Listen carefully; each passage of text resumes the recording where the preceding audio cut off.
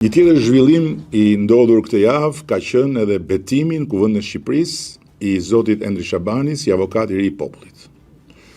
Ku opozita ju rikthye vesit që del me shpirtin, rivurin punë muskulaturën e krah këmbëve, rindezi pishtarët e ecjes qorazi në përpyll dhe rifilloi avazin e kërcënimeve për llogari të një dordoleci thuajse 100 vjeçar.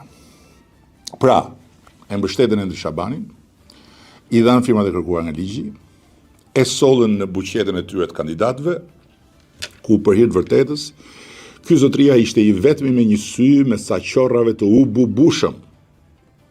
Dhe sapo pan që ne, që tham që është në kryet herës, nuk do të mbështesim asnjë kandidaturë, po do presim që të mbështesim një nga kandidaturat që do na sjell opozita, do të mbështesim zotin Shabani, u hodhën përpjehet sikur po bënim avokat popullit ndonjë kandidatin ton.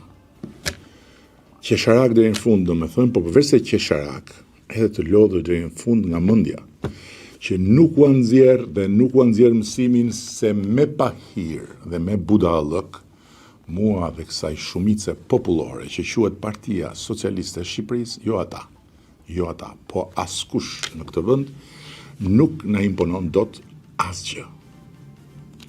Pahiri dhe budallëku janë një gjuhë që ne nuk e kuptojmë. Endri Shabani ka thënë shumë gjëra kundër nesh, kundër me personalisht sa duash, por ne e zgjodhëm si kandidat të opozitës, duke respektuar parimin e ndjekur edhe më parë.